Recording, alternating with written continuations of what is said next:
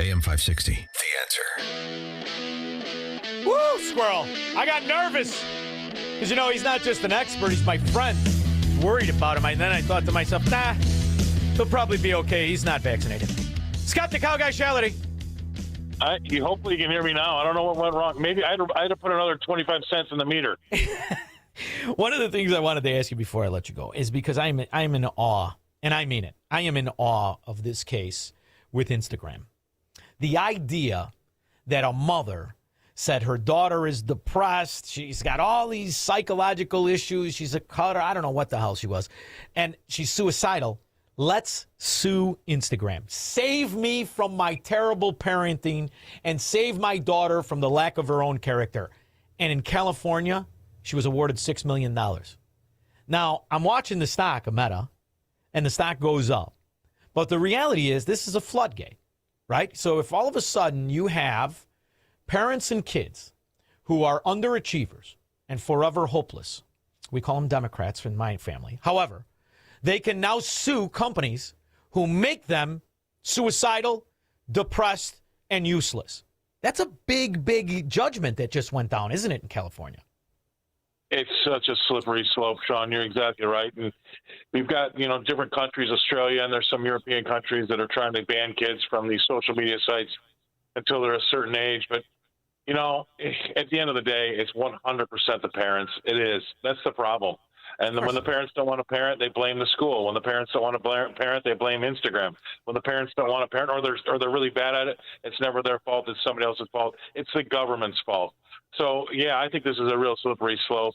I mean, the only way to really, really get your hands around it is make sure that the parents are doing their job, but they don't. And we've all been there, right? We've all got kids that we try to be disciplined with and don't give them social media. Don't let them have Facebook. Come on, and Wally and the Beeve and Mr. Cleaver always arguing with the Beeve. Come on. Yeah, but there's one mother or one father on the block that lets their kid have the iPhone and Facebook before everybody else does, and it ruins it for all everybody that's trying to stay disciplined. So let's say you and I are on the board, right? And we got the Zucker Schmucker, and he's sitting next to us, and I say, "Listen here, Mark, you silly looking alien freak that you are. You know your problem here, kid. You know what would get rid of this instantaneously? You were too magnanimous. You, Google, all of these social media, you're too generous. You thought you could give something to people, and those very people, like dogs that don't appreciate the owner, will bite the hand. They bit the hand. So now, to prevent all of this, now the internet's not free anymore. What about that approach? Because that's exactly what I would do. Oh, you want asshat? Well, now it's not free. You on Instagram? Right, yeah. Well, now it's not free. The idea that these people have the balls to turn around and sue somebody rather than raise your fracking kid, teach them a lesson. Now my offer to you is this: nothing. As for the hunting license, Senator, you'll pay for it. What do you think? Yeah, you know what? $20 a month, and you got to sign a waiver. That would probably go a lot farther. I mean, that would keep a lot of those people that are going to have 5 and 6 kids off of it. You're right.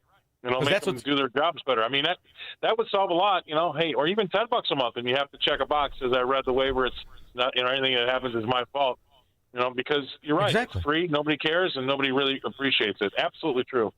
Hoisted by their own generous petard. That's how you see it. And the idea that this is the problem I have, right? Because this should have been done years and years and years ago. Here you have a venue that has brought people together, brought families together, allowed people to have careers that they wouldn't have. Instagram, Facebook, and the rest of it. It is such an incredible convenience. I remember when it first came out, and now you take it for granted, and you've got these self-aggrandizing, self-centered failures and frauds that want to blame everything else rather than what they should blame. Whoever's teeth they brush in the mirror. It's your fault, stupid, that you're depressed. It's your fault, stupid, that you can't leave the house. I am so sick and tired of this, and we keep dragging around these lowlifes. It's why Juul should have locked out customers when they started throwing themselves on the ground, suing them. But some people make careers doing this, and if this chick got away with it, there's $50 million in the barrel if we don't nip it in the bud. That's how I view it. Well, I mean, how about caution, coffee may be hot? I mean, what is that? I mean, are we that stupid? I guess we are. So if we're putting warnings on cups of coffee at McDonald's, we got a long way to go.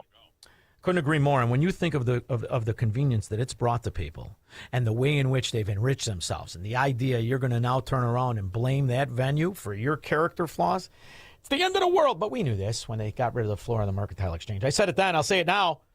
After all, I wouldn't have met you there, not to mention the staggering experiences I had. So I really appreciate you making time for me. I know how busy you are. Now, the show's every day, 12:30 to 1:30. Do you have anything coming up in the hopper for the next couple of days this week? Well, we got a little bit to talk about, whether or not what's going on. Are we going to get Iran, Venezuela, and Cuba to heal and have blue skies ahead for all of the economies around the world? That could be happening here. He might pull off the win treble.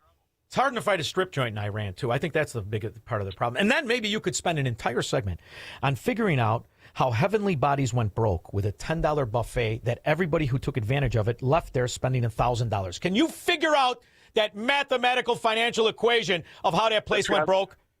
That's got to be a business course study in some sort of master's degree place because guy was getting high on his own supply. The Bermuda Triangle. Yeah. Yes, it is. Yes, it is. Thank you for joining me, Scott Shellady, Scott the Cow Guy. We'll be back with your calls and comments.